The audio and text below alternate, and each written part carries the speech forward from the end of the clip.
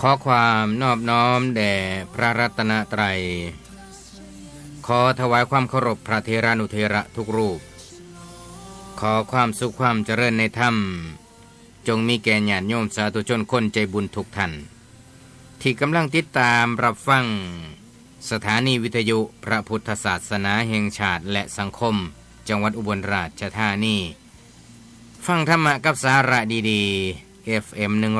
102.75 เมกะเฮิรตซ์ในกำกับของมหาเถระสมาคมสำหรับคำคืนมื้อนี้เป็นคำคืนของวันอาทิตย์ที่16เดือนกุมภาพันธ์พุทธศักราช2557เป็นมื้อคืนมื้อแรมเป็นมื้อแรม2ค่ำเดือน3วันเวลาก็ผ่านไปวันสำคัญก็ผ่านมาวันเวลาก็หมุนเวียนเปลี่ยนเรื่อยไปกลืนกินสรรพสัตว์ไปเรื่อยๆฉะนั้นในค่ำคืนมื้อนี้เป็นรายการภาษาคนภาษาธรรมนำชีวิตกสิเดมาสนทนาเรื่องใดเรื่องหนึ่งโดยเฉพาะอย่างยิ่งเมื่อคืนนี้ได้คุยถึงเรื่อง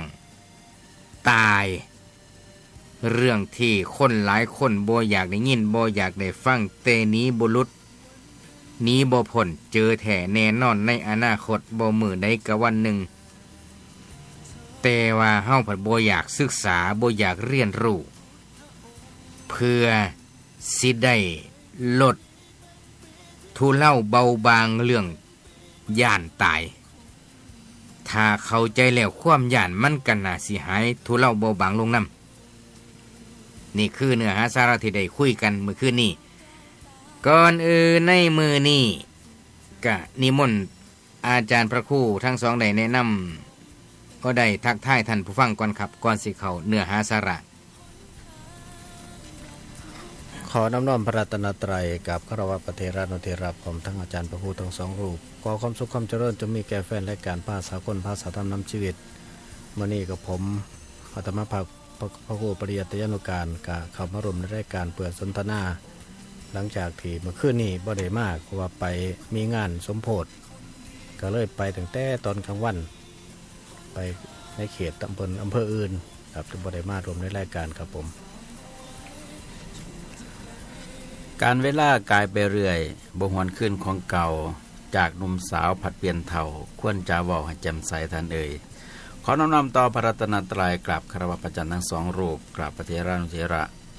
เจริญพรญาติโยมทั้งหลายทุกท่านทุกคนที่ฟังรายการภาษาคนภาษาธรรมนำชีวิตมื้อนี้กับผมอาตมาภาพพระครูศรีสุตลังการมารวมรายการทำหน้าที่เป็นวันอาทิตย์ปกติครับผมครับก่อนอื่นขออนุโมทนาบุญนำสายทานศรัทธาญาติโยมเด้อเจ้าภาพทุกท่านที่สนับสนุนรายการธรรมะร่วมกันสร้างกองทุนหนุนกองธรรมให้เจ้าภาพเจ้าศรัทธาทุกท่านได้มีอายุมั่นขวัญยืนได้มีสติมีปัญญาแต่คันว่าโชคดีเด้อโอ้ยโชคใส่น้อมื้อนี้ปัดสิว่าเลยบ่อยากใส่คำว่าโชคดี เมื่อคืนนี้ได้คุยกันเรื่องตายอย่างนิมนต์อาจารย์พระครูศรีได้ย้อนรีเพลย์จักนิดนึงครับถึงเรื่องที่เฮาได้คุยกันเมื่อคืนก่อนสิเดินหน้าต่อครับได้ปรารภเกี่ยวกับเรื่องการจากไปของพระเถรานุเถระที่มีคุณูปการะคุณงานพระศาสนาตลอดถึงทำประโยชน์แก่สังคมและก็ได้ให้ความหมายว่าคำว่าตายสำหรับผู้ที่อยู่ด้วยความบ่ประมาทถึงตายไปก็มีความเย็นใจสบายใจคิดว่าได้ไปสู่สุคติหรือว่าไปสู่สถานที่ดีสำหรับผู้ที่อยู่ถึงจะ100 ปีแต่อยู่แบบประมาทก็บ่มีความหมายและก็ควรจะทำตัวให้เป็นประโยชน์และก็เป็นสิ่งหนึ่งที่ให้พิจารณาเพื่อบ่ให้เกิดความประมาทจะนำไปสู่การพัฒนาตัวเองไป ในทางที่ดีนี่เป็นการปรารภเมื่อวานคร่าวๆครับแล้วก็เฮาก็ได้สนทนากันไปถึงว่าเฮ็ดจังไดแล้วก็มีการตอบคำถามครับที่ผมได้สมมุติตั้งคำถามสมมุติไว้ครับและว่านี่ครับอาจารย์ยังมีรายละเอียดอยู่หม่องหนึ่งเมื่อคืนนี่บ่ทันได้ถามอาจารย์พระครูศรีครับมื้อนี้ผมอยากถามอาจารย์พระครูปริยัติว่าส่วนมากก็สิใช้ศัพท์นี่แหละครับอาจารย์แต่ว่ากิริยาอันเดียวกันก็คือบนลมหายใจอยากนิมนต์อาจารย์ซอยเฉลยเพื่อเป็นความรู้กับผู้ฟังจะว่าตายสวรรคตมรณภาพสิ้นพระชนลักษณะอย่างนี้มันมีจะคำอาจารย์ทั้งเบิดนี่ที่ใส่กันในประเทศไทยนี่ลักษณะท่านองมันยังมีหลายกว่านี้อีกยังมีอยู่บ่ครับครับคันถาเป็นซับเพิ่นให้ประเทศไทยนี่เป็นประเทศที่ใช้ภาษาฟุ่มเฟือยเยอะที่สุดครับอ๋อคันว่าตายนี่คือธรรมดาทั่วไปหมายถึงสามัญทั่วไปฮู้จักกันดีคำว่าตายฮู้ดีครับแต่ว่าประเทศสิไปใช้ศัพท์เพิ่นว่ามีราชาศัพท์มีศัพท์ของพระสงฆ์มีศัพท์ของสามัญคนชั้นสูงครับโอ้ยหลายคำครับแต่ว่าถ้าบ้านเฮาเว้ากันว่าตายพ่อใหญ่ศรีตายแล้วพ่อใหญ่มีตายแล้วพ่อใหญ่นั่นตายแล้วอันนี้น้อยก็ตายอันเน้นน้อยเพิ่นใส่แนวอื่นได้บาดนี้บ่ว่าตายบ่บาดเน้นน้อยเพิ่นว่ามีหยังก็มรณภาพเน้นมรณภาพเน้นน้อยบ่ตายดอกครับส่วนมากมีแต่ผู้เฒ่าบ่พูดถึงใส่ทรัพย์ใส่ทรัพย์คำว่ามรณภาพเพิ่นใส่กับพระสงฆ์ครับแต่บางอันเพิ่นก็ใส่คำว่ามรณกรรมก็มีก็คือเป็นผู้ที่สูงเป็นคนที่มรณกรรมครับเป็นคนอย่างเช่นว่าเป็นผู้นำชั้นสูงเพิ่นใช้คำว่ามรณกรรมหมายถึงเป็นฆราวาสแม่นบ่ครับนี่ครับเป็นโยมครับบางเทื่อเพิ่นก็บอกว่าสิ้นชีพตักใสพุ่นน่ะอันนี้ก็เป็นราชาทรัพย์ตัวนี้เลยแฮงเว้าหยังครับคือเพิ่นเป็นเรียกว่าบุคคลผู้ที่มีเรียกว่ามียศถาบรรดาศักดิ์สูงอาจจะเป็นเชื้อพระวงศ์บางเทื่อเพิ่นก็ว่าอนิจจกรรมอนิจจกรรมก็มีเด้เขียนยังไงหมายความว่าอนิจจกรรมสมมติว่าสิเขียนนะออ่างนอหนูสระอีจอจานแล้วก็กอดับเบิลล้อมอมาถึงอนิจจกรรมอนิจจกรรมมันแปลว่าหยังบัดนี้ก็ตายนี่แหละครับเอ้าบ้านเฮานั่นใส่อันเดียวแล้วโลดถ้าคนธรรมดาเฮาทั่วๆไปอันสิ้นชีพหยังก่อนอาจารย์ว่าก่อนอันนี้สิ้นชีพตักใสเพิ่นน่ะก็คือตายคือกันนั่นล่ะตักใสเขียนยังไงบัดนี้สมมุติว่ามีใหญ่แล้วสิจดอยู่เฮือนอันนี้ก็สิ้นชีพธรรมดาเนี่ยตักก็คือต่อมหาอากาศกอไก่ตักจังซี่ครับผมใสก็สอเสือมหาอากาศยอยักษ์สิ้นชีพตักใสเพิ่นก็คือตายคือกันนั่นล่ะไปว่าตายอีกนี่ก็ได้ครับแต่ว่าบาดทาคนธรรมดานี่มองเท่งก็แม่นได้บาดนี่มองเท่งก็มีอีกเด็ดละมอนั่นเด็ดสมอเลเด็ดสมอเลภาษาหยังตัวนี้มันเป็นภาษาอังกฤษเด้อผมสินับเบิ่งเด้อ1ตาย2มรณภาพเสร็จก็แม่น3สวรรคต4สิ้นพระชน5มรณกรรม6สิ้นชีพตักใสครับ7อนิจจกรรมครับมันอาจสิบ่เบิดตรงนั้นนี่ผมจำบ่ได้ผมคิดบ่ทันมองเท่งครับเด็ดสมอเลโหสิบ่ได้ครับนี่โอ้ยมันถ้าค่ำบ้านเฮาน่ะมันหลายโพดอยู่ครับโอ้โหถ้าค่ำทั่วๆไปเสร็จมันก็แม่นี่ก็ได้เสร็จเลยเสร็จเลยหมอนรถส้นกันมื้อวานนี้หั่นเสร็จคอรอแม่นถ้าเสร็จนี่ยังบ่ทันคักเด้ถ้าคอรอนำนี่เรียบร้อยบ่มีโอกาสครับบ่มีโอกาสฝืนทั้งภาคกลางพุ่นน่ะม่องเลยพุ่นน่ะภาคตะวันออกกับม่องนี่หมายถึงว่าคำว่าม่องนี่หมายก็ว่าล่มมีอาจโอกาสฝืนขึ้นมาได้แต่ว่าถ้าม่องเท่งนี่เรียบร้อยครับเบิดล่ะเบิดเลยถ้ามองเท่งเรียบร้อยภาษานี่เป็นภาษาไทยจนลืมพุ่นเด้ครับจักสิเอาตัวใดไปใส่กับอีหยังจักสิเอาตัวใดไปใส่กับบุคคลประเภทใดแต่ความหมายก็คือตายอันเดียวเบิดลมหายใจแต่เพิ่นให้เหมาะสมกับภาวะของบุคคลถ้าว่าสวรรคตอันนี้ก็เป็นแน่นอนครับตัวนี้คนทุกส่วนมากเข้าใจดีว่าต้องเป็นหูจักดีครับ ต้องเป็นบรรดาเรียกว่าเป็นราชาเป็นกษัตริย์ พระมหากษัตริย์ ครับ ถ้าว่ามรณภาพกะ หูยักดี หูจักดีก็ต้องเป็นพระแน่นอนเพิ่นว่า อืม คันว่าตายนี่บาดนี้ตายนี่มีครั้งหนึงครับที่เฮาคุยกันว่า พระมีผู้หนึงตายแล้วว่าซั่น ครับ เราไม่ยอมเขาว่าคำว่าตายนี่เป็นหยังคือใส่คำว่าตายตายจังได๋โยมเขาเลยถามว่าทำไมใช้คำว่าตาย อืม ถ้าเป็นพระตายนี่เขาใช้คำว่ามรณภาพไม่ใช่เหรอ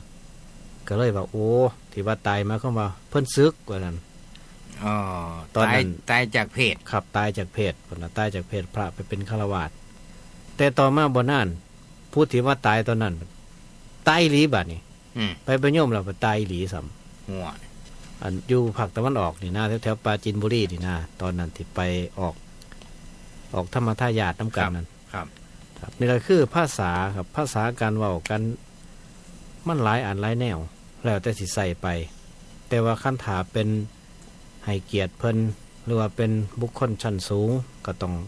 ศึกษาพอสมควรเด้ บางครั้งบางทีแม้แต่ผมก็ยังลืมเหมือนกันว่าสิใส่ตัวใดดี อืม ผมเคยบอกในรายการเนี่ยผมใส่คำบ่ถูกเพราะว่า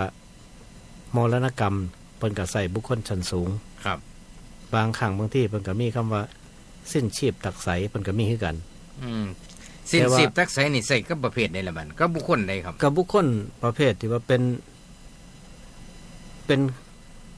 เจ้าใหญ่ บุค ใน คล โต ชั้นสูงครับเจ้าใหญ่ญาโตเด้ อ๋ออันนี้จะกรรมนี่บัด อันนี้จะกรรมคือกัน อ๋อ อั อั นนี้จะกรรมก็เป็นบุคคลผู้ที่เป็นเจ้าใหญ่ญาตินายโตคือกัน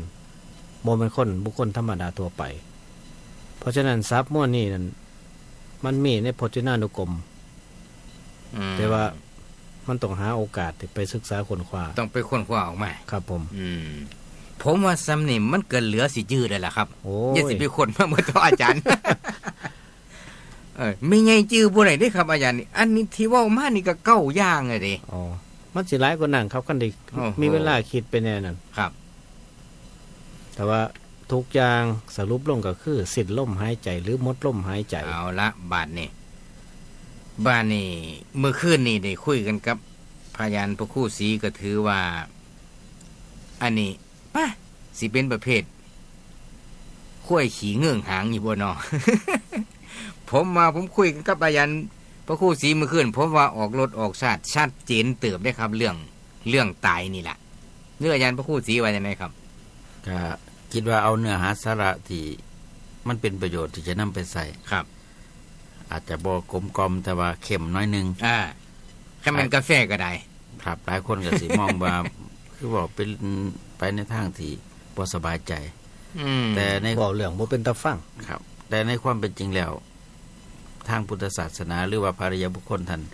ถือว่าเป็นดอกไม้แห่งอริยเจ้า มื้อนี้อาจารย์ไปงานใช่ไหมครับ เอาที่มันเกี่ยวของที่กับเว้าเรื่องเว้าอยู่นี่ล่ะอาจารย์ไปงานใช่ไหมมื้อนี้ ตอนเช้าก็ไปงานพระครูสุวรรณโชติธรรม อดีตเจ้าคณะตำบลนาสมัย อ๋อ เพิ่นงานพระราชทานเพิ่นมื้อนี้ก็ไปสวดมนต์ พระราชทานหยังประทานทานยศบ่ พระราชทานเพลิงศพ โอ้แสดงว่าเพิ่นมรณภาพ มรณภาพตั้งแต่ปีกายนี่ ครับ แล้วก็ได้มาทำพิธีพระราชทานในปีนี้ อืม เป็นเจ้าคณะตำบลเจ้าอาวาสในเขตปกครองตลอดถึงเจ้าคณะอำเภอมาดูแล ครับ บริหารจัดการงานญาติโยมไปซอยงานเป็นโรงทานข้าวปลาอาหารตลอดถึงไปแสดงความอาลัยทรงสการแสดงความเคารพเรียกว่าจัดสมเกียรติ ครับ ครับ แต่ว่าขันญาติโยมถึงปานหนึ่งก็คงเฮ็ดบ่ได้แต่สำหรับพระในทางพุทธศาสนาเป็นบุคคลสาธารณะแล้วก็เป็นบุคคลของทุกคนเป็นเจ้าภาพรวมกัน จึงจัดใหญ่น้อยหนึ่ง อืม ที่นี่ในเมื่อจัดใหญ่ทางใดก็ตามก็คือเผาคือกันล่ะ ครับ แต่ว่าสถานที่ตลอดถึงการจัดแม่จัดหยังเป็นนุกหัสดีลิง ครับ คือว่ามีประวัติความเป็นมาแล้วก็เป็นการจัดให้สมเกียรติในฐานะว่าเป็นผู้ทำประโยชน์ให้แก่ศาสนา บ้านนี้บ่ายมานี่ไปงานซะอีกครับบัดนี้ บายมากกับมาบวชพระ เออ ผลิตพระมื้อนี้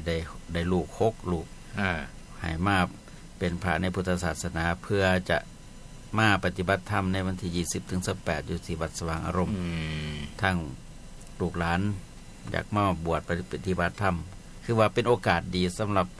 ผู้ที่การงานหลายมีเวลาหน่อย พอแล้วได้ปฏิบัติทันที ครับ กลับออกไปก็สิได้สู่การงานแล้วก็ได้มีฐานจิตใจที่อบรมมาดีในขณะที่ปฏิบัติแล้วก็สิได้มีโชคลาภร่ำรวยในอนาคตต่อไป ครับ ตายก็บ่เสียดาย อาจารย์พระครูปริยัติเลยครับมื้อนี้ได้ไปงานคืออาจารย์พระครูศรีอยู่บ่ครับ ตอนเสาร์ตอนเสาร์ทำงานไปเบิงงานเชื่อมเหล็กครับ อืม เป็นงาน บ้านบ่าย งา นี่ น ครับบ่าย บ่แม่นงานส่วนตัวดอก บ่ายนี่ครับ งานผู้อื่นตอนบ่ายก็มีบวชนาคครับ อ๋อ 2 รูป สัมพอ เสร็จแล้ว ผม เสร็จแล้วก็จะไปเบิงสถานที่ที่เพิ่นจะทำไปที่รอรับตาตั้งเจ้าอาวาส อยู่ที่วัดบ้านนาเจริญ อ๋อ ครับแล้วก็กลับมาทำงานต่ออีกจนหอดค ผมก็ไปแต่เช้าคือกัน ำครับ มื้อนี้บ่ายมื้อนี้ก็คือไปงานเว้าภาษาบ้านเฮาเนาะไปรดน้ำศพ ครับ บ่ต้องใส่ล่าซาศัพท์หลวงพ่อเจ้าคุณพระสิริพัฒนาพรเจ้าคณะอำเภอเคืองใน ครับ มื้อนี้เพิ่นรดน้ำศ อ พ ดี แล้ ต วก็ อดีตเจ้าวาดวัดหลวง ครับอดีตเจ้าวาด ห้วยวัดอิหยังก็วัด วัดทุ่งศรีเมื วั อ ด ง ทุ่งศรีเมือง อืม เพราะวัดหลวงผม แล้วก็เอาข้าวหีบยังเรียบร้อย ครับผม พิธีหลวงก็เรียบร้อยน้ำล่อน้ำหลวงก็ฮอด4 โมงแลงก็ตามเวลาเป๊ะ ครับ ก็เรียบร้อยก็ได้ปรงธรรมสังเวชตามแบบฉบับคำสอนทางพระพุทธศาสนาหลังงานพระราชทานเพิ่งศพที่พระยานพระครู่ศรีไปมาเนี่ยผมก็เบิ่งทาง Facebook ครับ ก็เบิ่งรูปเบิ่งหยังไปก็แล้วก็มีลูกศิษย์มีเพื่อนสาธมิกแจ้งข่าวมาอาจารย์บ่ได้ไปบ่งานหลวงปู่ก็โอ้ยบ่ได้ไปเพราะว่าอยู่พี่อยู่วัดทง ครับ กะจักสิไปใส่หั่นน่ะก็เลยอะเอาเป็นว่าถนัดหม่องได้ไปหม่องหันงานประเภทเดียวกัน พ่อเรื่องไป เฉลี่ยเจียจานแบ่งกันไป ครับถ้าว่าเรื่องไปนะครับอาจารย์ไม่โยมถามหมู่ว่านนี่แหละโยมถามผมว่า ไปไสแนวคู่มือว่าซั่นว่าไปไสเด้อบ้านนี้เด้อว่าก็เลย ลืม สี่ใส่อันปฏิทิน อ่า เบิ่งเอานั่นอยู่หันว่า ในเดือนหนึ่งนี่มันเขียนเกือบเต็มหมดทุกช่องทุกวันว้าบโถวางได้ ผม เดียว ก็ถือถามคือกันมื้อนี้นะครับ ใส่ละจอโตคือบ่มาเก่งเนื้อหันไปใส่ ครับ ใส่ละอันท่านร้องดิคือบ่มาผมนี่แหละครับมาแทน คือบางอย่างมัน ต้องแบ่ง สิ งา เว้าน กั แก้ น โตวก็เป็นได้เพราะว่า อ่า คืองานที่เฮามีมาไว้ก่อนแล้วนะครับเพิ่นเว้ามาตั้งแต่หลายมื้อแล้ว ครับ มันลบหลีกบ่ได้เด้ อืม อย่างเช่นงานบวชนี่เพิ่นก็เตรียมไว้มานานแล้วครับ อืม เป็นหลายมื้อแล้ว แต่ว่างานด่วนที่มาตัดหน้าปุ๊บเฮาสิไปตัวนั้นทิมตัวนี้กะโอ้ยจนใจครับไปบ่ได้อีหลี อืม แต่ เว ว่า ลาเป็นเวลาเดียวกัน จังว่าผมก็แก้ไขโดยวิธีการเมื่อวานไปก่อน อืม มื้อนี้คิดว่าบ่ได้ไปบ่ทันก็เลยไปก่อน นี่คือสภาพสังคมยุคปัจจุบัน ที่สื่อสารมันทันสมัย ครับ เมื่อสื่อสารมันทันคำว่าสื่อสารทันสมัยก็หมายถึงว่า มันสามารถติดต่อเชื่อมโยงกันได้กว้างขึ้น ครับ เมื่อติดต่อกันได้กว้างขึ้นบ้านนี่ก็หูจักกันหลายขึ้นก็มีสัมพันธไมตรีหลายขึ้นเมื่อหลายขึ้นมันก็ตรงกันบ้างเฉียดกันบ้าง ครับ มันก็เลยทำให้เกิดผลจากการหูจักหลาย ก็เลยบ่ได้อยู่เรื่องของเรื่อง ก็ต้อง สำหรับผมนี่ อ่า ผมต้องมาเบิ่งก่อนเด้ถ้างานตัวใดจำเป็นที่หลีกบ่ได้ก็ต้องไปตัวนั้นถ้าว่างานเป็นงานส่วนตัวเองส่วนตัวเจ้าของ ตัวนี้มันหลีกได้ครับ ครับ มันเลื่อนไปได้ แม่น บ่มีโอกาสก็ต้องน่าสิไปตอนนี้ไปบ่ได้ก็เลื่อนไปใหม่อีก ครับ ก็เสียแน่อยู่แต่ว่าบ่เสียหลายครับ อืม เพราะว่าเป็นของส่วนตัวเฮาแต่ถ้าของผู้อื่นที่เฮารับไปนี่สิไปหลีกบ่ได้เด้ ครับ ไปหลีกแล้วโยมก็อาจจะบ่พอใจก็ได้คือกัน อืม เพราะว่าบางครั้งบางที่เข้าเจ้ามากวันเวลาไว้แล้วขาดเคลื่อนน้อยเดียวเข้าเจ้าก็งุนงิดเด้ ก็ธรรม บ่แน ดา ธรรมดาเด้ ครับ ฉะนั้นในการที่บริหารงานนี่โอ้ยลำบากลำบนหลาย เพราะว่าอย่างอาจารย์พระครูศรีเพิ่นบอกว่าเฮาเป็นบุคคลสาธารณะ บางครั้งบางที่สาธารณะมันก็สาธารณโพด อืม ผู้นั่นก็อยากให้ไปผู้นี้ก็อยากให้มา อืม ผู้นั้นก็มาเด้อหลวงตาผู้นั้นก็มาเด้อพระอาจารย์ เออ เฮ็ดจังได๋บัดนี้นั่งโจโคหม่องเดียวส่วนตัวบัดนี้ เออ ไปบ่ได้เด้อ ไปหม่องนึงเสียหม่องนึงนั่งเป็นกระปุกประแดกอยู่หั่นว่า จังว่าบางที่ญาติโยมมานิมนต์แล้วก็ไปบ่ได้ ครับ ญาติโยมก็เสียใจนี่ก็อันนี้บ่ต้องสงสัยมีแน่นอน ครับ มีแน่นอน โดยเฉพาะผู้เว้าอยู่นี่ล่ะเจอดูที่สุด ก็อันนี้ที่เว้ากันมานี่บ่แม่นคำแก้ตัวบ่ขอโทษบ่ขออภัยผิดคือผิดถือคือถือแล้วแต่ญาติโยมสิให้อภัยแล้วแต่สิว่ากันไปบ้านนี้ลบมาฮอดเรื่องตายได้ครับบ้าน ครับ มองนี่แหละครับ ที่เว้ากันมานี่พ่วงไปถึงเรื่องตายได้ครับบ้าน ครับ พ่วงจังไดถ้าเกิดว่ามีฮักมีสั่งญาติโยมบ่ให้อภัยคือยังเว้ามานี่นะที่เว้ามาเมื่อกี้บ่ได้แก้ตัวนะผิดก็คือผิดบ่ต้องขอโทษ สิพ่วงไปถึงเหตุปัจจัยไปฮอดมือตายได้ครับสมว่าสมว่ามื้ออื่นว่าผมตายปุ๊บโอ้ยบ่ไปดอกงานศพเราสั่งเราเว้ามื้อนั้นหลายนี่มีผลกระทบได้ครับ แม่นอาจารย์พระครูสิ ครับ โอ้ยคาถาคนศึกษาธรรมมาแล้วเขาบ่ว่าแนวนั้นหรอกครับเขาให้อภัยกันครับตายแล้ว ถ้าให้อภัยก็เลี้ยวไป แต่ถ้าสำหรับผู้ฝังครับบัดนี้ โอ้ย โอ้ยบ่ไปดอกคือเห็นมือนั่นเม่นบ่เว้าก็คือในใจครับก็คือบ่ไปเอาดื้อๆว่าติดงานแล้วก็จบอันนี้จังว่าเว้าถึงว่ามีผลเพราะฉะนั้นการตายในบัดนี้สิตายแนวใดบัดสิตายแบบสิ้นชีพบ่หรือว่าสิตายจากความดีมันมีสองมุมนี่ครับ ครับ ถ้าคนเฮาตายจากความดีนี่เอิ้นว่าเบิด ครับ เบิดบัดนี่กับผู้ตายเองนี่ได้รับผลบัดนี่สมมุติว่าตายจากความดีผู้ตายเองขณะได้รับผลเอง ครับ บ่เกี่ยวกับผู้อื่นแต่ถ้าสิ้นชีพหรือว่าเบิดลมหายใจแต่ความดีเยอะแยะนี่ยังมีความดีเป็นอนุสาวรีย์ แต่สำหรับผมสรรเสริญหลวงพ่อพุทธทาส ครับ หลวงพ่อพุทธทาสเขียนพินัยกรรมไว้หมดทุกอย่าง แม้แต่วิธีจัดงานศพ เขียนให้เบิดเลย บ่มีพวงหลีด ห้ามเผาเป็นเม่น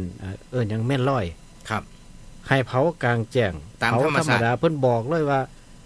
ว่างรักจังซี่ก็คือเอารักจงกรบันทวาน่ะนะครับ เอาซีเสาขึ้นมาเอาฟืนใส่ ครับ เอาศพวางไว้ข้างบน เผาแบบธรรมดาทั่วๆไปนี่คนเห็นหมดทุกคน ครับ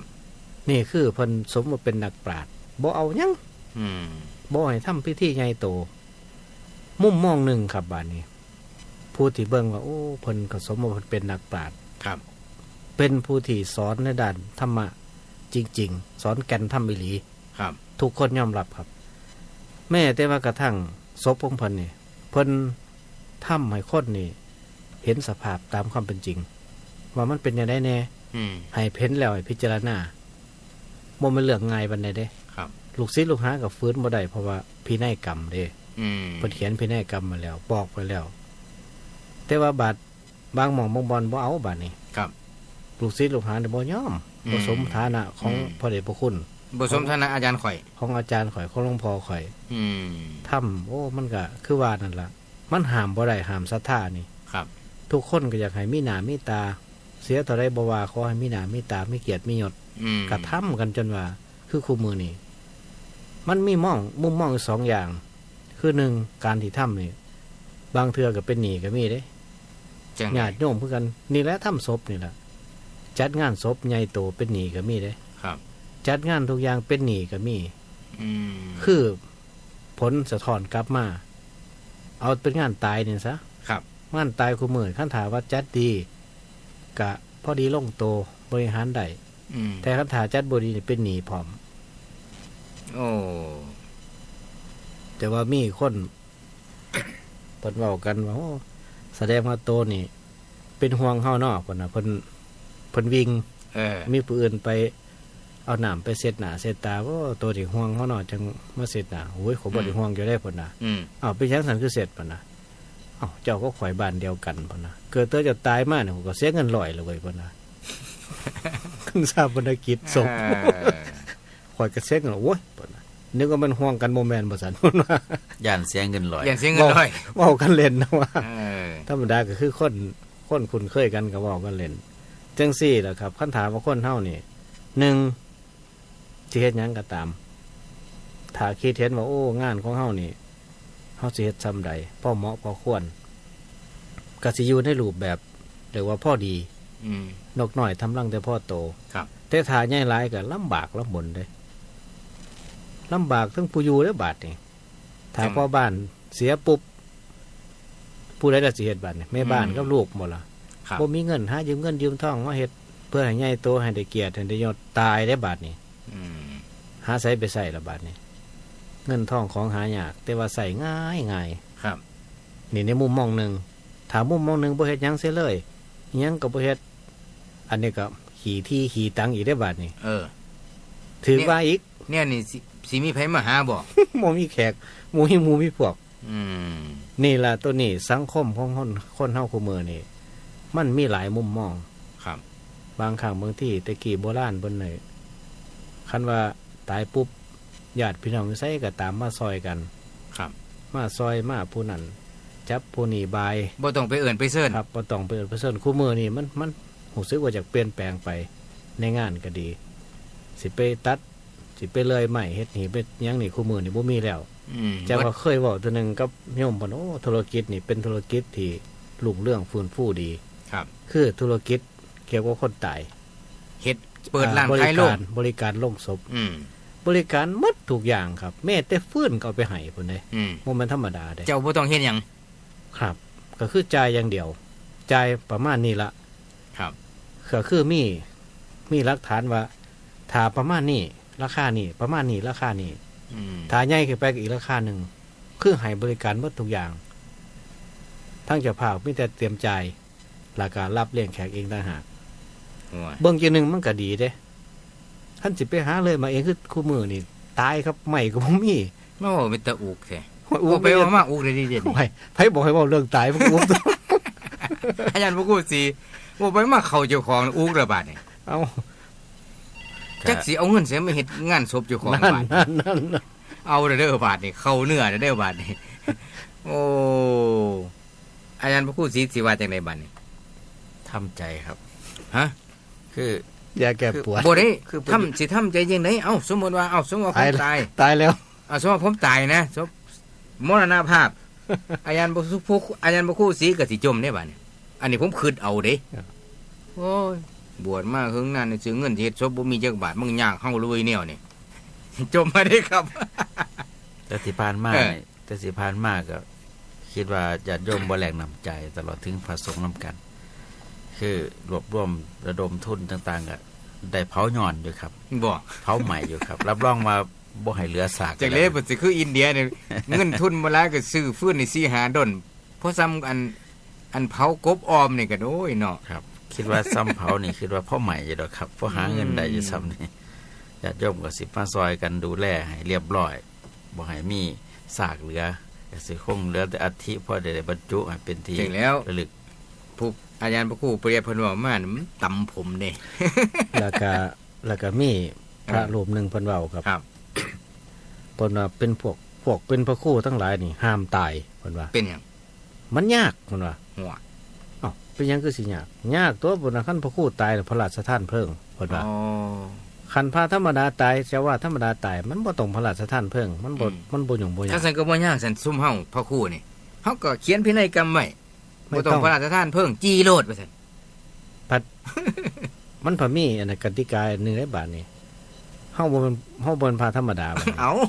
สิเป็นตัวทีตัวแทนก็บ่ได้อีก บ่แม่นทุกที่ทุกแดนตามฮีตประเพณีชาวบ้าน ปัจจุบันไม่สมพระเกียรติปัจจุบันเพิ่นมอบให้แล้ว เป็นคนของเพิ่น อืม อีกละบาทนี้ โอ้ย แต่ว่าตายแล้วก็แล้วนะว่า ตายนี่มันบ่ตายนี่มันบ่เป็นเรื่องง่ายที่สันฟัง โอ้ เว้าย ง่ายอยู่แล้วผู้ตาย เออ ตายแล้วก็แล้วผู้ตายเนี่ย แต่ว่า ไป ผู้ กับ วัน ไฟ ตายที่บ้านนี่ ห่วยผู้อยู่และหนัก โอ้ ผู้อยู่แต่ว่ากับบ่ถิ่มกันดอกว่า ผู้ได้ตายกับผู้ยั่งกับเผาเท่านั้นแหละ อืม บ่เผาก็แล้วไป ครับ ให้มันเน่าเปื่อยๆอยู่หั่นก็แล้วแต่ บ่ได้ว่าหยัง สำหรับเจ้าของร่างนี่บ่ฮู้ประสิประสาแล้ว ว้ายเฮ็ดได้ก็เฮ็ด บ่เกี่ยวกันแล้ว บ่เกี่ยวกัน มันสิง่ายแต่บัดนี้ ง่ายตัวตายเลยเฮ็ดจังได๋ คือตรงหนึ่งที่ อยากให้ทำความเข้าใจก็คือตามหลักแล้วทั้งประเทศอินเดียนี่เขาจะบ่ได้ให้ความสำคัญเท่าใดในเรื่องการตายการเผาการกิจกรรมเวลาตายเอาขึ้นหลังรถขี่แล่นจอกเท่าใดเมืองก็สิฮอดหม้องเผาก็คือเล็งมาที่หม้องฝั่งแม่น้ำคงคา รถไฟครับอาจารย์ ครับ รถไฟที่เราเห็นแล่นมาทั้งพาราณสีหรือแม่น้ำคงคานั่น ครับ อยู่ไกลมันได้ก็มานำเด้อันคือเส้นทางที่ผ่านมาแม่น้ำนี่รถไฟนี่ทุกอย่างมีสิทธิ์ขึ้นได้หมดศพก็ขึ้นได้ เอาศพขึ้นได้ เอาศพขึ้นได้ครับอยู่หลังคา อ่า มัดติดหลังคาไป ศพคนน่ะ ศพคนตายนี่ครับ โอ้ย แต่ว่าอีกประเภทหนึงก็คือ มีเงินเด้ ครับ มาเซาโรงแรมอยู่ข้างน้ำ อันนี้พวกเศรษฐี ครับ มีเงินพวกนี้ แต่ก่อนนั่นปราสาทได้หั่นแต่ละหลังนั่นเป็นปราสาทคือเป็นของเจ้าเมืองของราชาเมืองนั้นเมืองนี้ที่เพิ่นมาอาบน้ำเพิ่นมาอาบน้ำแม่น้ำคงคาเพิ่นมาเพิ่นก็ไปพักปราสาทของเพิ่นเอง แต่หลังๆมากฎหมายอินเดียปรับเปลี่ยนก็คือเสียภาษีบัดนี้ อืม แต่ละกษัตริย์นั้นภาษีหลายบ่สามารถที่ใช้ได้ ก็เลยจำเป็นต้องขายครับ ขายรัฐบาลซื้อไปหมดผู้มื้อเลยกลายเป็นโรงแรมครับปราสาทนั้น โอ้ เป็นโรงแรมก็โรงแรมนี่ละมานอนเพื่อตายนี่ละ สมมุติว่าผมสิตายฮู้ชะตาเจ้าของว่าบ่รอดแล้วภายในอาทิตย์นี้ ครับ ก็ไปเซาโรงแรมนอน แม่น แล้วก็มอบเงินให้เจ้าของโรงแรมว่าถ้าตายคิดเป็นเงินเท่าไหร่จ่ายก่อนล่วงหน้าเรียบร้อย ครับ โอ้ แต่ว่า ไปอยู่พุ่นเป็นหยังซั่นแต่เฮา มวยบ่ไปเลย ไปชีวิตจังไดบัดนี้ เอ้าไปเซาโรงแรมอยู่คือว่านี่แหละ บ่ถ้าก็สิว่าเป็นบ้าที่บ่ทันตายตัวนี้ไป เออ หอยก็ยังมีเสียงมา2เสียงแล้วแม่ เพราะว่าบ่ทันฮอดยามให้ถามเด้ โอ้ ตามกติกาเด้ ครับผมโอ้3บ่ทันฮอดเนาะ เอานิมนต์อาจารย์พระครูศรีมีหยังสิเพิ่มเติมบัดนี้ ที่นี่ในทางพุทธศาสนาโดยเฉพาะถ้าว่าเป็นพระสงฆ์มรณภาพจะจัดให้พิเศษ จัดใหญ่ถ้าเป็นพระครูเป็นมีตำแหน่งกะหมายถึงว่ายศถาบรรดาศักดิ์ข่ายกันพระเจ้าขุนมนต์นาย เพื่อให้หลายๆคนได้เห็นมองว่า ในขณะที่เป็นอยู่ก็ได้รับยกย่องศรัทธาจากญาติโยมแม้แต่มรณภาพไปทั้งพระบาทสมเด็จพระเจ้าอยู่หัวกะพระราชทาน ทั้งน้ำอาบศพตลอดถึงเป็นไฟพระราชทานมา ครับ เพื่อให้เป็นเกียรติและก็ให้หลายคนได้เห็นว่าการอยู่ในเพศของความเป็นสมณะนี่ได้รับยกย่องได้รับเกียรติตั้งแต่เป็นพระชั้นตำแหน่งต่างๆจนถึงมรณภาพก็ได้รับเกียรติ เพื่ออยากให้หลายๆคนมีความรู้สึกคิดว่าถามว่าอยู่ในภาวะนี้ได้รับเกียรติอย่างกับเพราะว่าได้ทำประโยชน์แก่ศาสนาแก่สังคม อยากให้มีผู้มาบวชอยากให้มีผู้มาทำหน้าที่ในการสอนงานศาสนาเพิ่นก็สิมองไกลนะแต่ว่าพ่อพิจารณาเบิ่งแล้วก็ได้รับเกียรติอีหลี ครับ ถ้าหากว่าญาติโยมทั่วไปก็บ่ได้เป็นข้าราชการก็บ่ได้รับเกียรตินั่นนี่คือกัน ครับ ถ้าเป็นข้าราชการเป็นครูเป็นทหารเป็นตำรวจส่วนมากจะได้รับเกียรติมีไฟพระราชทานให้บัดนี้เฮาประชาชนราษฎรทั่วไปถ้าจะได้รับเกียรติบ่มีโอกาสได้ศึกษาเราเรียนบ่มีตำแหน่งทั้งบ้านเมืองถ้าได้มาบวชจะเป็นพระครูเป็นมหานี่ก็ได้รับเกียรตินั่นนี่คือกันไผคิดว่ามันยากก็จริงอยู่แต่เหตุเพื่อให้ผู้ยังมีชีวิตอยู่ได้เกิดการมีกำลังใจ ครับ ว่าทำงานทำประโยชน์แก่ศาสนาทำประโยชน์แก่ประเทศชาติบ้านเมืองว่าถึงปันนี่ได้รับเกียรติทั้งที่ตายจากโลกนี้ไปก็ยังได้รับการสรรเสริญหย่องย่อได้รับไฟพระราชทานได้มีผู้มาร่วมงานได้จัดให้สมเกียรติเพื่อให้ผู้อยู่เบื้องหลังมีกำลังใจเฮาสิตั้งใจทำคุณงามความดีทำประโยชน์ให้แก่ศาสนาทำประโยชน์ให้แก่โลกแก่สังคมเพื่อตายไปสิได้รับเกียรติจังสี่อันนี้ก็เป็นกุศโลบายหนึ่งคือกัน โอ้ ถ้ามองในมุมบวกนะครับ ครับ ที่นี่ถึงหากว่าสิ้นเปลืองก็ตาม แต่ว่ามันเป็นผลตั้งใจครับอาจารย์ อ๋อ เฮ็ดให้ทุกคนได้มีความอุตสาหะว่าเฮาสิตั้งใจคุณงามทำคุณงามความดี เพื่อถึงเวลาสุดท้าย ยังได้รับเกียรติได้รับยศแปลว่าทางภาษาพุทธศาสนาบอกว่าตายแต่ตัวแต่ซื่อยัง ครับ ซื่อคือคุณงามความดีตลอดถึงสิ่งที่สร้างไว้นั่นล่ะ เขาเรียกว่าคนดี4 โมงเย็นได้อ่านประวัติมีแต่แนวดีๆให้ผู้อยู่เบื้องหลังได้เกิดเป็นคติธรรมหรือว่าเป็นแบบอย่างในการจะเดินตามบ่แม่นตายทิ่มซื่อๆเด้ยังมีผลย้อนหลังสำหรับผู้อยู่เบื้องหลังได้ทราบประวัติแล้วโอ้บ่ธรรมดา ครับ ได้เกิดอุตสาหะได้สั่งสมรบคุณงามความดีสุดท้ายเมื่อผู้ตั้งใจทำคุณงามความดีแล้วตายจากโลกนี้ไปก็ได้รับเกียรติ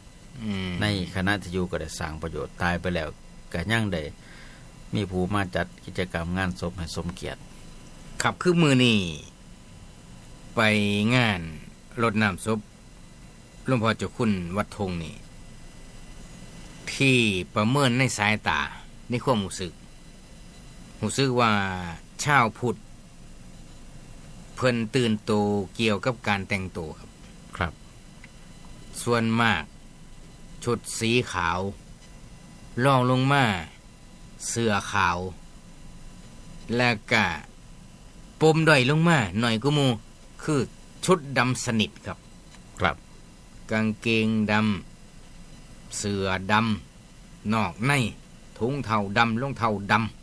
ำ อันนี้ถือว่าหน่อยก็มู ครับ บันทักอาจารย์ไปมือนี่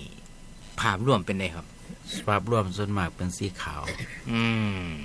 สีทั่วไปคืออยู่ในกองโรงทาน ครับ แล้วก็เป็นนักเรียนนักศึกษาครูข้าราชการนี่ก็แต่งชุดตามหน้าที่ของเจ้าของ และภาพร่วมบ้านนี่สุภาพ แต่งตัว ครับสุภาพครับ ครับสุภาพ ที่ผมบอกตรงนี้ก็คือ อยากให้คอคิด พี่น้องญาติโยม พุทธศาสนิกชนทุกท่าน ให้ได้ซอยกันทักท่อสร้างเครือข่ายเผยแผ่ไปสืบทอดไปหาลูกหาหลาน ว่างานจังสี่เฮาควรสิแต่งตัวไปยังไดเมื่อนี้มีลูกสาวหน่อยผู้หนึ่งไปงานวัดธงคือกัน ครับ ใส่เสื้อขาว แล้วก็นุ่งสิน อยู่ในวัยเดียวกันอยู่ในรุ่นเดียวกันนี่ เอิกเลยฮะมาจังสี่บ่สันผู้นี้แม่นหยังว่าสันผลสุดท้ายก็คือ ผู้ใดเคินภัยละบัด ก็นั่นดีแหละคือเห็นผู้นุ่งสินนี่คล้ายๆว่าคือจังเห็นอิหยังประหลาดจังสันนะนี่ลูกหลานเยาวชนเฮากำลังหลงผิด ครับ ลืมกำผืดเจ้าของ เพราะตามวัฒนธรรมตะวันตก ทั้งที่ไปวัดนั่นนี่นะบ่แม่นว่าอยู่เทิงห้างสรรพสินค้าได้ครับอาจารย์ที่เว้านี่ ครับ อยู่ในวัดกับ อันนี้ก็ฝากไว้เป็นอุทาหรณ์สอนใจกับญาติโยมท่านผู้ฟัง กับบางมองบาดเนี่ยน้ำร้านค้าร้านขายครับอาจารย์ ครับ อาจารย์ประคู่ศรีอาจารย์ประคู่ประหยัดหูบ่ครับว่ารายการที่เฮาคุยกันนี่บ่ว่าสิเฮียนธรรมศึกษาบูรณาการทางอากาศกับเวลานี่แหละครับ ครับ รายการภาษาคนภาษาธรรม เวลาเดียวกัน กับเวลานี่แหละครับ แต่เพียงคนละวันนี่ซื่อมีญาติโยมมีผู้ใจบุญเอาไปฟังตามร้านค้า ครับ เอารายการ บ่ต้องหือครับบ่ต้องตกใจ ภาพบ้านนอกก็รู้ แล้วก็เสพข้อมูลบันทึกแม่นว่าบ้านเจ้าของบ่มีอินเทอร์เน็ตโหลดข้อมูลทั้งอินเทอร์เน็ตบ่ได้ ครับ ก็ไปฝากบ้านแม่ป้าพ่อลุงอยู่ข้างๆบ้านก็ซอยกันบ่ยากดอกอีหลาสิโหลดไปให้จังมาเอาเด้อคันมักฟังสิโหลดไปให้บ่ยากรายการเฮานี่เพิ่นก็บันทึกไว้ได้ครับ ครับ โหลดไปแต่นี่ก็เอาไปให้ฟังอาจารย์ก็ลองคิดเบิ่งว่าบอกง่ายๆว่ายังอยู่ในวัยใส ครับ ๆเป็นเจ้าของร้านค้าร้านขายนี่ แล้วก็ฟังรายการจังซี่นี่ผู้ลางคนไปได้ยินฮะจังซี่ก็มีบ่ นิสัยประเภทนี้หรือว่าพื้นเพจิตใจต่างกัน แต่บางคนก็บอกว่าอุ้ยดีแล้วถูกต้องฟังจังซี่ละ ครับ เพราะว่าบ่มีคาราโอเกะให้ฟังนะ ได้ฟังเสียงกับเสียงเมืองอุบลลูกข้าวเหนียวบาดรายการทำมาก็ยิงอยู่แต่หากภาษาเมืองอุบลครับแน่นอนแล้วเฮาต้องอนุรักษ์ภาษาบ้านเจ้าของครับถ้าไปเว้าภาษาทางอื่นแล้วมันรู้สึกว่ามันห่างเหินกันสิแรงตายมันก็บ่คืออันนะสิไปภาษาโคราชกันเองมันก็บ่คือที่ละเนาะครับนี่ครั้งนึงที่ไปแวะวัดที่สรพงษ์สร้างวัดหลวงปู่โตครับทั้งวัยวัจกรพิธีกรมาบอกว่าภาษาณปัจจุบันนี้หลายๆคนไปเขินภาษาบ้านเจ้าของเพิ่นก็เลยบอกว่าผู้ใดเว้าภาษาบ้านเจ้าของนั่นละเป็นสิ่งที่ทั้งคณะทีมงานเพิ่นยกย่องที่ว่าเป็นบุคคลที่บ่ลืมถิ่นแล้วก็หาว่าบ่รักษาบ่พูดบ่คุยก็สิสูญหายไปสิไปเฮอแต่ของคนอื่นอันนี้เป็นส่วนหนึ่งที่เว้าแล้วเฮ็ดให้ผู้เว้าภาษาท้องถิ่นมีกำลังใจครับแล้วก็บ่ต้องไปแค่ทางภาษาอันนึงเพิ่นบอกว่าบ่ต้องไปคิดว่าผู้อื่นสิไปดูถูกดูหมิ่นเป็นภาษาของไผของมันครับนี่ให้เฮายิงเฮาให้เฮามั่นใจหรือว่าภูมิใจในภาษาของเจ้าของกับการใส่ผ้าถุงคือจังพระอาจารย์ครูบอกหันว่าไปสถานที่แนวนั้นตามรักตามความเหมาะสมแล้วใส่ผ้าถุงมันเหมาะสมที่นี่ผู้บ่ศึกษาไหลไปตามกระแสของโลกพอมาเห็นจังซี่เกิดอาการว่าบ่สบายใจหรือว่าตกใจ ซึ่งมันหาเบิ่งได้ยากแต่ลูกสาวน้อยผู้ใส่ผ้าถุงมายังบอกทำได้ว่าเป็นไรพี่นี่ทอเองกับมือนะนี่ที่นุ่งมานี่ว่าซั่นโอ้แห้งยืดแห้งบาดนี่ทอเองว่าซั่นโอ้ตาข้างเลยบาดนี่มันต้องบอกถึงว่าความภูมิใจความเหมาะสมบ่เป็นเรื่องสิน่าอายนะปัจจุบันย่าสอนมาคุณยายสอนมาคุณแม่สอนมานี่ทอกับมือฝีมือตัวเองภูมิใจโอ้ภูมิใจนี่ต้องจังสี่บ่ได้ซื้อจากไผครับแต่ว่าบางคนพอเห็นเขาทวงปุ๊บมันสิว่ามาแต่ฟังสายมันฟ้าวถอด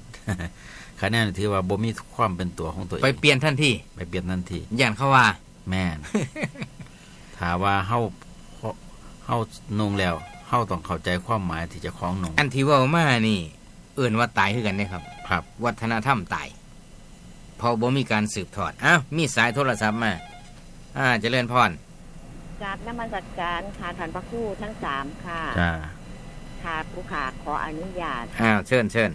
ค่ะพอดีมือนี่เนาะค่ะมีคุณแม่ทั้งบ้านนายูเพิ่นมาหาผู้ขาสิว่ามาปรึกษาหรือว่ามาเว้าฟังให้ฟังกับแม่นเนาะค่ะ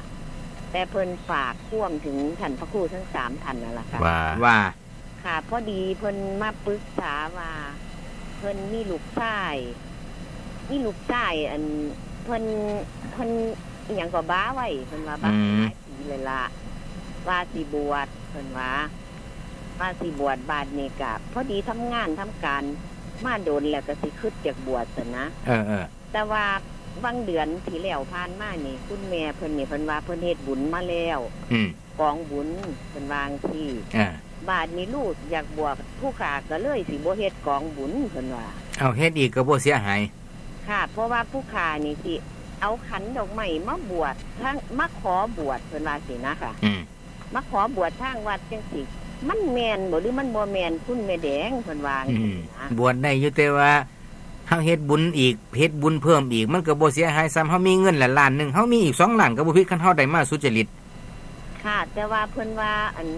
คันสิว่าขี้ที่บุญก็บ่แม่นหรือว่าขี้ที่ก็บ่แม่นก็เจ้าของก็พอได้อยู่ได้กินก็สิว่ามีก็บ่แม่นว่าทุกข์ก็บ่แม่นเพิ่นว่า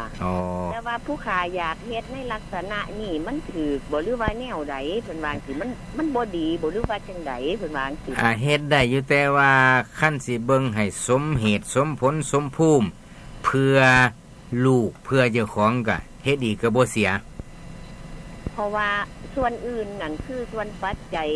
ที่ถวายนั่นเพิ่นเตรียมอยู่เพิ่นว่าแต่ว่าอยากถือขันนี่ว่ามา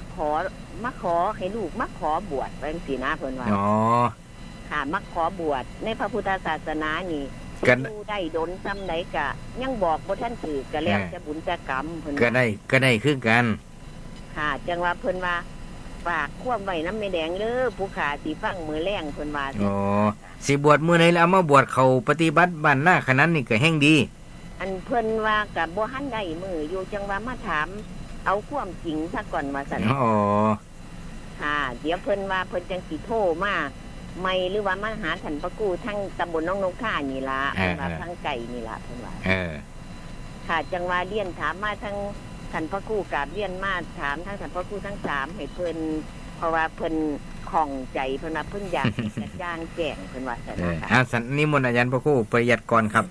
กับนมัสการพระครู สาธุสาธุสาธุ ครับสำหรับการบวชก็ถ้าว่าญาติเอาเป็นว่าญาติซะ ครับ ถ้าญาติพร้อม เพื่อสิเล่าพี่เล่าน้องมาตุ่มมาโฮมกัน เพื่อจะได้สืบสายไล่ลองถามสุขถามดิบกันก็ได้ ครับ แต่ว่ามันก็ต้องใส่ทุนใส่หยังเป็นเรื่องธรรมดา แต่ว่าขั้นถาว่าคิดว่าโอ้ยว่าสันสิบ่จัดดอกงานบ่จัดใหญ่จัดโตดอกสิเอาไปบวชโลดได้ผ่าได้บริขาร8ก็สิไปบวชโลดคันมีก็สิตั้งเม่งถวายเพิ่นโลดแนวนั้นก็ได้คือกันครับ ครับ เอาซ้ำหม้อเขาแกงหม้อ ครับได้คือกัน เขาหม้อแกงหม้อ ผมเคยได้ยินนะครับบางคนบอกโอ้ยบ่เฮ็ดดอกกองบุญมันยากคือซื่อเพิ่นเอาเฮ็ดแล้วเพิ่นสิสืบแบบอดีตของพระเถระแต่สมัยก่อนๆเพิ่นได้แค่บาทแค่จีวรไปขอบวชโลดซัมมานำเพิ่นได้บรรลุอรหันต์เพิ่นว่า ครับ โอ้คะแนนนี่มันก็คักอยู่แล้วว่ะแต่ว่าคนคู่มือนี่ก็สังคมเฮาก็ต้องเบิ่งสังคมนำครับคันเฮ็ดก็ให้พอดีพองามคันบ่เฮ็ดก็ต้องมันต้องมีเหตุมีผลเบิดเด้ ครับ คันว่ามันบ่มีแต่ว่าอยากบวชก็ไปได้ไปหาอุปชฌาย์เพิ่นผมคิดว่าอุปชฌาย์เพิ่นให้คำกระจ่างแจ้งอยู่ดอก ครับ ว่าถ้าบ่มีเอาช่วงนี้เฮ็ดช่วงนี้มากก็ได้ผมเคยไปคุยกับหลวงพ่อรูปหนึ่งครับเป็นอุปชฌาย์เพิ่นว่าผมนี่เป็นอุปชฌาย์ผมบ่ได้ค่ายนั่นได้เพิ่นว่าผมเฮ็ดต้องบวชให้เขาหมายความว่าย่ายนั่นเล่ามีลูกครับลูกชายแต่ว่าฮอดครบบวชแล้วบ่มีเงินสิบวชเพิ่นว่าอาม่าที่หลานอาม่าสิบวชให้ ครับ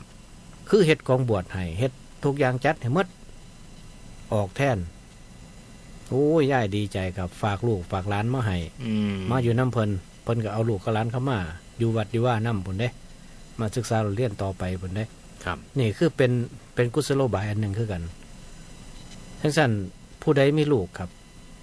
ถ้าว่าพร้อมที่เฮ็ดเป็นกองบุญก็อนุโมทนาได้คือกัน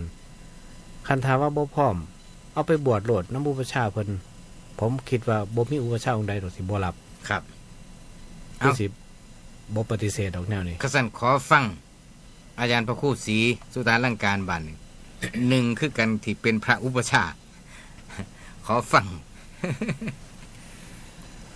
คือตามหลักจากบวชก็ไปปรึกษาอุปชฌาย์มันจะแนะนำให้เตรียมการอย่างแน่ตลอดถึงความพร้อมกำหนดการเวลาที่ทางอุปชฌาย์เพิ่นพร้อม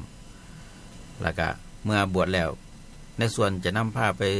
สู่ภาคปฏิบัติหรืออบรมคุณธรรมศีลธรรมต่างๆนั้นหน้าที่อุปชฌาย์เพิ่นจะดูแลหาว่าบ่มีงบประมาณในการบวชเพิ่นจะรับผิดชอบอย่างที่ว่ามาล่ะก็อย่างที่ผ่านมากับผมก็เคยเป็นเจ้าภาพให้นาคที่มาบวชหลายนาคคือกัน ครับ เพราะว่าเจ้าภาพแจ้งความประสงค์อยากบวชแต่ว่าบ่มีญาติบ่มีงบประมาณ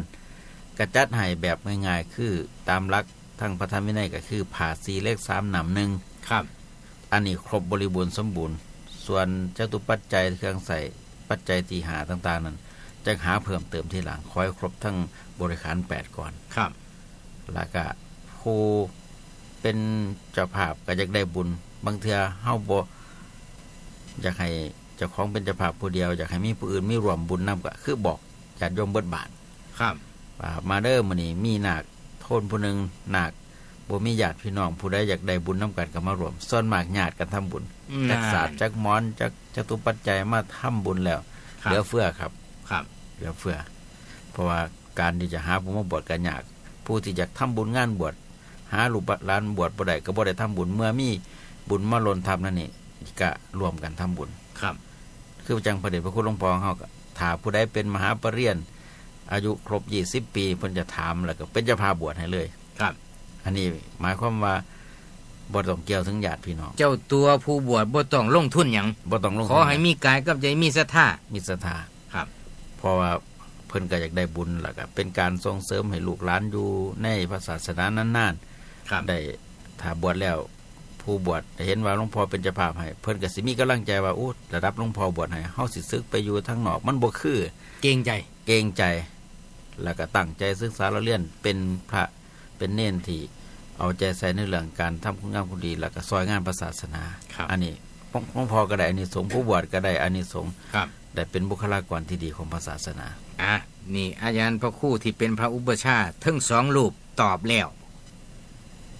บาทนี่มุมต่างฝ่ายตรงข้ามเกียรติใหญ่ตระกูลใหญ่เงินหลาย จัดบวช7 วันจ้างมหรสพมาเบิด400,000ขางัวเบิด3 โตหมูอีก5 โตสมมุตินะ เลี้ยงแขกเด้เราเบียร์มีราคาแพงหมายถึงว่ามียี่ห้อแต่ว่าเบิดเทื่อย่ำทำบุญตัวที่เป็นบุญจริงๆบ้านยประหยัดย่านเบิดเงินเช่นว่าซื้อผ้าจีวรก็ซื้อผ้าแบบราคาดึกๆบ่ต้องซื้อดี คันแนวนี่เด้ครับ แล้วก็ สิได้บุญคืออาจารย์ทั้ง2รูปบอกมา แล้ว อยู่ ก็บ บ่ วชใส่เวลาอยู่ 3 มื้อ7 มื้อ 7 มื้อและ9 มื้อ ครับ บ่เกิน 15 มื้อก็บ่ถึง บ่ถึงส่วนมาก7 มื้อเป็นเกีย จั ร ด ติ งานบวชเบิดก็ประมาณเป็นแสน ครับ เราก็ยังบ่ทันได้เก็บขวดเรียบร้อยซึกล่ะ ซึ่งล่ะ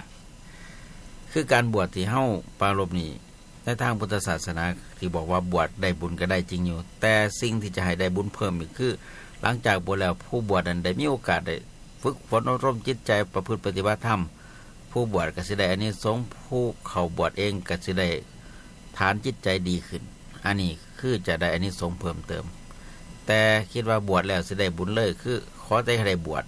แล้วไปนอนอยู่นอนกินหามเจ้าวาดมายุ่งหามเจ้าวาดมาอบรมสั่งสอน สิอยู่กินนอนกินหลังจากออกมาสิได้รางวัลคือรถปิกอัพคันหนึ่งหรือมอเตอร์ไซค์คันหนึ่งก็มี แล้วก็โอ้ยเนาะ อันนั้นบวชเพื่อ เพื่อเอาบ่แม่นบวชเพื่อละ อ๋อ แต่ในทางพุทธศาสนาสิดีที่สุดคือบวชเพื่อไปคัดเกลาจิตใจ แล้วก็ได้อานิสงส์ทั้งผู้จัดงานบวชผู้บวชเองก็ได้ฐานจิตใจดีขึ้นกลับออกมาเปลี่ยนเป็นผู้ใหม่ จากเคยเต็มเมียจากเคยเที่ยวเตรตลอดเวลาจากเคยทำงานบ่เอาไหน แต่มาบวชพูดปฏิบัติแล้วกลับออกไปนี่เป็นคนมีความมั่นคงมีความขยันหมั่นเพียรรับผิดชอบต่อหน้าที่การงานครอบครัวนี่ผมว่าอานิสงส์มันจะเกิดจากตัวนี้ บ่แม่นว่าบวชแล้วสิได้บุญโลดเด้ ครับ เพราะเผลอเขามาแล้วบวชแล้วนั่งกินนอนกินบาปเพิ่มต่อจ่อย บ่ต้องสงสัยเลย บ่ต้องสงสัย มีสายอีกครับ มีสายเข้ามาเจริญพร ค่ะนมัสการอาจารย์ทั้งค่ะ ปิดวิทยุไว้ซะก่อนว่าแต่ในโทรศัพท์อย่างเดียว ปิดแล้วบ่ครับบ่วิทยุบ่ทันปิดเสียงมันย้อนกลับ คนฟังมันรำคาญหู ใส่เวลา20 นาทีเด้อค่ะ อันกันหน่อยที่ถามอาจารย์ว่า อันผู้รับจ้างบวชนั่นนะค่ะเพิ่นสิได้บุญอยู่บ่ กับที่อาจารย์พระครู่ศรีตอบมา1หันนั่นล่ะ ตอบแล้ว จะได้แต่บวชแต่ว่าอานิสงส์มันบ่ได้หลาย น่ะนะคะเพราะว่าคืนมันบ่ดีขน่อยมันกำลังหมุนถือก็เลยโทรหาพระอาจารย์นั่นนะคะ ค่ะ โทษจากอำเภอใด อันตการค่ะ อ๋อ มันหน้าที่ อ้าวสันนิมนต์อาจารย์พระครู่ประหยัดตอบสัมกันสัน ค่ะ ฟังทั้งวิทยุเบิ่งเด้อบัดนี้เด้อ ค่ะน้อย สาธุ ผมบ่เข้าใจคำถามเพิ่นว่ารับจ้าง บวชรับจ้างบวชรับจ้าง สิได้บุญบ่ สิได้บุญบ่ ประเภทว่า มีบ่มีก็ตามครับ โอ้ บวชให้แม่ ให้ตอบ แน่ คำถาม 15มื้อแม่สิออกรถมอเตอร์ไซค์ให้ ก็จัง ออกมา บวช สิหาเมียให้ มันก็ได้อยู่ครับบุญแต่ว่ามันสิบ่ได้เต็ม เพราะว่าบวชไปแล้วก็สิมีตั้งแต่ค่อยว่ามื้อใดน้อสิฮอดมื้อมันน้อจะได้ศึกแล้วสิไปรับรางวัล เพื่อสิได้รางวัล ครับก็สิได้แน่อยู่ ครับ ก็คืออานิสงส์ตอนบวชได้อยู่ มีแน่ แต่ อ ว่า ยู่ สิอานิสงส์สิเพิ่มขึ้นมาอีกเป็นมรรคเป็นผลอีหลีเนี่ยก็คือสิยากครับ บุญบอกว่าไงบุญบ่เกิดเพิ่ม บ่เกิดเพิ่ม แต่ไปเพื่อ อยู่ในรูปแบบนั้นก็พอมีอยู่ พอแต่มีอุปนิสัยจังซั่นบ่ครับ จังสั่นตัว อ๋อ มันก็บ่แม่นเพิ่นไปฟังเทศน์เรื่องลูกชายของอนาถบิณฑิกาบ่ เออ อนาถบิณฑิกานี่ที่อาจารย์พระครูศรีเพิ่นเล่าประจำว่าพ่อจ้างให้ไปฟังเทศน์ ครับ มื้อแรกไปก็ทำท่าไปก็ไปหลีนอนอยู่ทั้งอื่นเซยยังมาสอบมารับเงิน พ่อกระจาย อันนี้เอิ้นว่ารับจ้างฟัง รับจ้างฟังเทศน์ครับนี่ อืม เมื่อสองมาพอว่าไปอีกเด้อว่าซั่นไปจำไม่ได้จักคำนึงเด้อพุ่นน่ะมื้อสองให้เบิดคืนแม่บัดนี่ไปฟังเบิดคืน อ๋อ เพิ่นฟังแล้วเพิ่นว่าให้จำมาจำบ่ได้ติล่ะเพราะว่าพุทธเจ้าฮู้จักเทื่อที่3ไปอีกบัดก็ว่าสิจำได้ตั้งใจฟังอย่างแห้ง ครับ สุดท้ายบรรลุธรรมจ่อย เออ ได้ผลเต็ม 100% รางวัลก็บ่เอาซ้ํบัดนี่ ลบมาแล้วย่านพอมาถามอันให้รางวัล อ๋อ อายพุทธเจ้าอายประสงค์บอกอุ้ยตายแล้วเฮานี่เพิ่นสิฮู้จักแล้วว่าเฮานี่ไปรับจ้างฟังเทศน์เพิ่นสิได้รางวัล เออ บ่ให้เว้าพุ่นน่ะ อืม แต่ว่าบ่ถามได้บัดแต่มื้อก่อนนี่แหละมาฮอดเพื่อนถามเลยโลด ครับ ใส่ละรางวัลอยู่ไสล่ะเอามาโลดนะ ถามเอาเลย ถามหมดเลยแต่มื้อที่3นี่โอ้ยกระมิดกระเมียนบาดนี่ย่านพอถามอยากอาย อืม สุดท้ายมากอะเพิ่นก็ได้ครับก็คือได้คุณธรรมสันสูงไป ในกรณีนี่ที่จ้างนี่ก็เพราะว่ามีเป็นกุศโลบาย ก็อาจจะ แต่ มีส่วน แต่ถ้าคือโยมถามมานี่ จ้างแบบบ่มีกุศโลบายเด้ ครับอาจารย์พระครูอัฐการโสภิต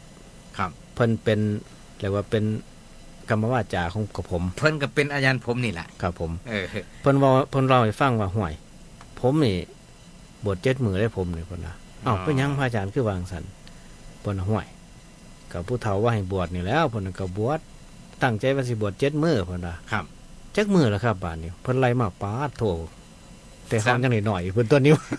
7มื้อเพิ่นว่า ครับ มื้อใดก็ว่าสิศึกว่าสิไป ตัดเสือตัดหยังไว้แล้ว มันนังบ่มีเฉพาะสิได้ไป อืม มาหาพระเดชพระคุณหลวงพ่อก็มาแล้วเพิ่นก็เว้าแนวใหม่ปัดใจดีเพิ่นลบไป อืม สุดท้ายจนเพิ่นเป็นอุปัชฌาย์อาจารย์ครับ ครับ บ่แม่นธรรมดา นี่ล่ะเพิ่นก็จะให้เป็นจังซี่ ผู้เพิ่นให้ลูกให้หลานวัดจ้างบวชนั่นล่ะ อ๋อ อยากให้มีอานิสงส์จังซี่ ครับ เพราะว่าบุญบวชอาจสิมีหลาย อืม แต่ว่าบางคนบัดอยากศึกแล้วโอ้ยบุญบวชเบิดแล้ว อ่า หาหลายศึกครับ พอจะซึก ครับ อ้างว่าเจ้าของบ่มีบุญบัดนี่ แม่น บ่มีบุญแต่ว่าหักบ่อยากทำบุญ มันบ่ได้แล้ว มันจึงได้ก็สิไปแล้วอะนะ อืม ก็เลยหาโอกาสเลยไปบัดนี้ เอาตอบให้นะเด้อโยมเด้อเอาขออนุญาตให้โอกาสอีก1สายคันมี เชิญคันบ่มีก็สินิมนต์อาจารย์เพิ่นได้ม่วนปิดท้ายรายการเพราะว่าสมควรแก่เวลาในรายการแล้วเอาคันมีเชิญ อนุญาตให้อีก1สายบ่มีเนาะ ยายพันธุ์ไปใส่บ่นี่คืออา มิตรจิรี สงสัยแม่ยายพันธุ์นอนหลับ ไม่ใช่พันธุ์ไม่ใช่ตาล อ่า ทั้งพุ่นละโซนทั้งไตพุ่น เอาก็เป็นว่าบ่มีสายเข้าครับ ครับ ครับ ก็สำหรับมื้อนี้เฮาได้คุยกันในเรื่องการเกี่ยวกับงานตาย เกี่ยวกับชื่อเรื่องว่าตาย ทั้งที่เป็นทรัพย์คนธรรมดาทั่วไป ทั้งที่เป็นราชาทรัพย์ เป็นทรัพย์สันสูง แต่ละทรัพย์ความหมายก็คือ เบิดลมหายใจท่านั้นทั้งนี้สิเป็นที่ตายอีหลีหรือตายจากคุณงามความดีก็ตามล้วนแล้วแต่ที่ว่า มันก็ขึ้นอยู่ในดุลพินิจของคนเฮา ครับ สิเลือกก็แบบใดสิตายจากคุณงามความดีบ่หรือว่าสิตายจากเบิดลมหายใจ อืม แต่ว่าขั้นตายเบิดลมหายใจแล้วบ่มีคุณงามความดีอยู่นี่ อันตรายกันเด้ ครับ พี่น้องก็บ่ไปหาไผก็บ่ไปหา แต่ว่าเฮาก็เลือกเอา ทุกคนอยู่นี่ต้องสร้างคุณงามความดีไว้ครับ เพื่อว่าให้ผู้อยู่ทั้งหลังนี่เข้าได้สรรเสริญแน่อย่าเสียเขาไปตัวตอนเป็นคนดี4 โมงเย็นเท่ามันบ่ดีดอกตอนนั้นครับ อืมครับอันนี้มนต์อาจารย์พระครูศรีครับ ตัวหนึ่งที่จะฝากไว้ในช่วงท้ายรายการก็คือ การบวชถ้าพูดถึงว่าจะให้มันเกิดผลทั้งบวชทั้งกายทั้งใจจะได้ผลอานิสงส์หลาย แต่หากว่าบ่สามารถจะมาบวชได้กายได้ก็คือเฮาน้อมจิตน้อมใจระลึกถึงคุณงามความดีตลอดถึงวิธีปฏิบัติของนักบวชแต่ก็นำไปปฏิบัติเขาเรียกว่าบวชใจกายอยู่เป็นฆราวาสอันนี้ก็ได้อานิสงส์คือกัน ก่อนเฮาสิได้บวชกายจริงๆก็ให้บวชใจคืออยู่ในศีลในธรรมศึกษาธรรมะตลอดถึงปฏิบัติตนอยู่บ้านอยู่เฮือนตามโอกาสเวลามี อันนี้ในทางพุทธศาสนาก็ยกย่องสรรเสริญคือกันว่าบ่ได้บวชกายแต่ใจบวชแต่บางคนมาบวชแต่กายแต่ใจบ่บวชยังคือมวนคือจืนไปนำรูปเสียงกิเลสอันนี้ก็ยิ่งจะทำให้บาปเพิ่มขึ้นหรือบ่ได้อานิสงส์หลายอันนี้ฝากไว้ครับ ครับฮัลโหล ก็มีอาการอาจารย์ทั้งสาม เป้าเรื่องบวชกันยาก เอาผิดกติกาได้นี่ม่วนแล้วเจ้าจังโทรมานี่ โทษก็สร้างบ่แล้วมีมนต์โต ซั่นเป็นว่ามื้อนี้รายการของเฮาก็เบิดเวลาลงพอดีก็ชัดเจนก็ฝากกับท่านผู้ฟังทุกท่านทุกคนได้เก็บเอาไปคิดไปใส่กับชีวิตประจำวันโดยเฉพาะอย่างยิ่งก็คือการฝึกจิตฝึกใจคือเอิ่นว่าเตรียมพร้อมเพราะฉะนั้นรายการนี้ก็เบิดเวลาลงแล้วขอให้ท่านผู้ฟังทุกท่านทุกคนได้ใคร่ครวญตริตรองนำไปคิดพิจารณาอันใดที่สิอาจสามารถเอาไปประยุกต์ใส่กับชีวิตประจำวันเพื่อให้เฮาได้เกิดได้ประโยชน์จากการฟังสุสังละพะเตปัญญังฟังด้วยดีย่อมได้ปัญญาสำหรับค่ำคืนมื้อนี้ก็ขอให้คุณพระพุทธพระธรรมพระสงฆ์ปกปักรักษาคุ้มครองท่านผู้ฟังสุขุสุคนนอนรับฝันดีขอเจริญพร